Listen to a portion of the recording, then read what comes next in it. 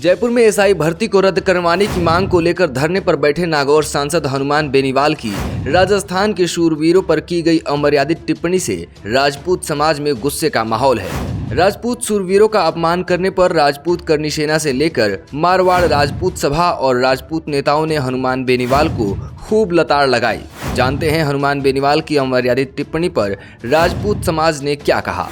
श्री राष्ट्रीय राजपूत करनी सेना की कार्यकारिणी अध्यक्षा शीला शेखावत आरएलपी सुप्रीमो हनुमान बेनीवाल पर भड़क गए। शीला शेखावत ने बेनीवाल को खरी खोटी सुनाने में कोई कसर नहीं छोड़ी। उन्होंने तो बेनीवाल को सत्ता का नशा करने वाला और गाजा फूंक कर भाषण देने वाला तक कह दिया। सारे बेशरम, तुझे शर्म आनी चाहिए। सस्ती किस्म का जो नशा करके तू बैठता है ना, तुझे शर्म आनी चाहिए। ये गांजे अफीम लगा करके तू जो भाषण देता है ना, सबको पता है तेरा। तभी तुझे औंधे मुंह डाला ना जनता ने, नागौर की जनता ने तुझे ना को चने चबाए ना।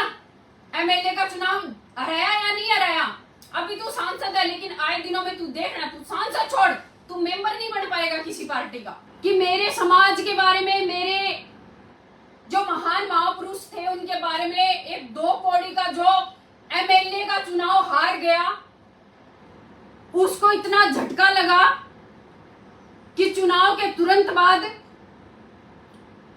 वो सब कुछ, अपनी मानसिक स्थिति खराब होने के बाद भूल गया सब कुछ कि उसको किस समाज के बारे में क्या बोलना है। शिव से विधायक रविंद्र सिंह भाटी ने हनुमान बेनीवाल की राजपूत शूरवीरों को लेकर की गई अमर्यादित टिप्पणी को उनकी ओछी राजनीति बताया। देखो साहब, राजस्थान है जो वीरारी और शूरारी धरती है। रामधारी सिंह दिनकर कहो तो कि साहब जब हूँ राजस्थान ये धन धरार माथे पग राखा तो मन केत में पग दूजण लागे कि ये नीचे कोई समाधि ना आ जाए, कोई सतीरो थान नहीं आ जाए। उहे राजस्थान में माथे ये तरीके में टिप्पणी करनी मैंने लगे कि उन्हें ये चीज माथे विचार करना चाहिए। राजनीतिक आप राजनीति करो, है ना, अलग अलग आदमी री अलग अलग राजनीति करने का अंदाज है, पर ये तरीके में ना ओछी बात राजनीति में ना और राजस्थान री एडी तासीर कदे रही को नहीं है। तो निश्चित रूप में ना सभा जो भेड़ो लेर बुओ है आज तक वो चलियो है। ये तरीके रे अगर बयानबाजी करे तो जनता पहले भी चमत्कार दे चुकी है, आने वाले समय में भी देना तैयार है। सर, जिसको लेकर धरना दे रही है, ऐसा ही भर्ती रद्द होनी चाहिए, आपकी क्या राय है? नहीं देखिए सब, जो पीड़ित है उनको न्याय मिलना चाहिए, है ना, और ये तमाम चीजें जो है न्यायालय में ना पेंडिंग है।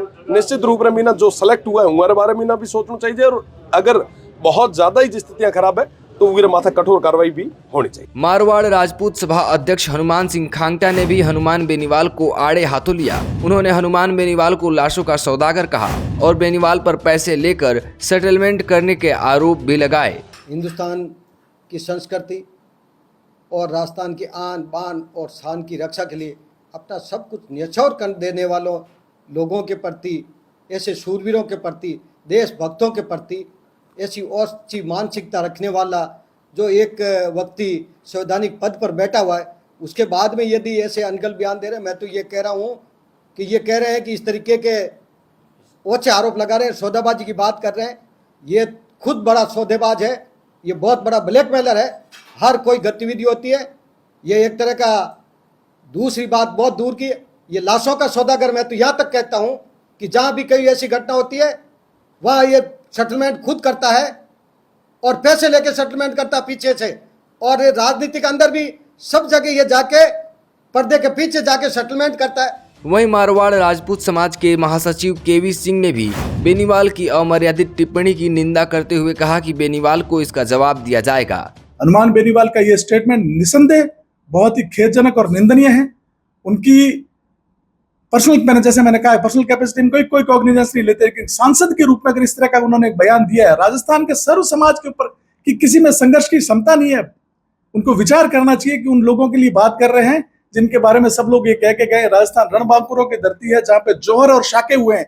अगर ये जिस तरह की बात कर रहे हैं, आप 1300 सालों के राजपूतों के इतिहास को केवल 2-3 ऐसे दृष्टांतों के अंदर आप तोलना शुरू कर देते हैं जिनकी कोई ऐतिहासिक प्रमाणिकता भी नहीं है, और जो प्रमाणिक युद्ध हुए हैं, जिनके अंदर जिन युद्धों की वजह से, जिन संघर्षों की वजह से आगे का राजनीतिक व्यवस्था और भारत भूमि का स्वरूप जो बनाने में और जो काम हुआ है, उनको आप बिल्कुल ही एक तरफा करके छोड़ देते हो। आप इस तरह से पिक एंड चूज की राजनीति करके आप समाजों के अंदर वैमनस्य फैला रहे हो। ये विभाजनकारी राजनीति लोग अब आपकी समझ चुके हैं।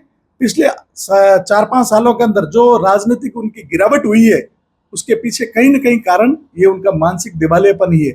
आज की तारीख में विधानसभा में उनका कोई आदमी नहीं है, तो इस बात पे बहुत ज्यादा गंभीरता से नहीं लेंगे, लेकिन फिर भी हम अपने सर्व समाज के लोगों के साथ बैठ के इस बात को किस तरह से एक सामाजिक व्यवस्था के तहत अगर इसका कुछ जो जवाब दिया जाना चाहिए वो जवाब जरूर देंगे।